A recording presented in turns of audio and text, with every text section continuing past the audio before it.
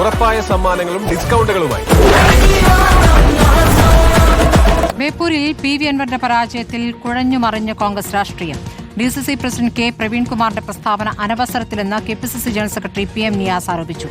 അൻവറിനെ പിന്തുണച്ച നിയാസ് ബേപ്പൂരിൽ മുൻപും വോട്ട് ചോർച്ച ഉണ്ടായെന്നും എന്നാൽ നേതൃത്വം നടപടിയെടുത്തില്ല എന്നും ആരോപിക്കുകയാണ്. കോഴിക്കോട് ബേപ്പൂരിൽ സ്ഥാനാർത്ഥി നിർണയം പാളിയെന്ന തുറന്നു പറച്ചിൽ ജില്ലയിലെ കോൺഗ്രസിൽ സൃഷ്ടിക്കുന്നത് കടുത്ത ഭിന്നത. DCC പ്രസിഡന്റ് പ്രവീൺകുമാറിനെ തള്ളിയ MK രാഘവൻ MP അൻവർ മികച്ച സ്ഥാനാർത്ഥിയാണെന്ന് വ്യക്തമാക്കി. ഇതിന്റെ പിന്നാലെ UDF ശക്തി കേന്ദ്രങ്ങളിൽ വോട്ട് ചോർന്നുവെന്ന PV അൻവറിന്റെ പരാതിയെ 2021 അനുഭവങ്ങൾ വെച്ച് KPCC general secretary PM Niyas ശരിവെച്ചു. കഴിഞ്ഞ തവണയും വോട്ട് ചോർച്ച ഉണ്ടായിരുന്നു. അപ്പോൾ അന്നും ഒരു നടപടിയും എടുക്കുകയോ അല്ലെങ്കിൽ പ്രത്യേകം ഒരു തിരുത്തൽ നടപടിയും ഉണ്ടാവുകയോ ചെയ്തിട്ടില്ല. 2021 ചോർച്ചയ്ക്ക് പിന്നിൽ പ്രവർത്തിച്ചവർ ഇന്ന് പാർട്ടിയെ നയിക്കുന്നുവെന്ന ഗുരുതര ആരോപണവും നിയാസ് ഉയർത്തിയിട്ടുണ്ട്.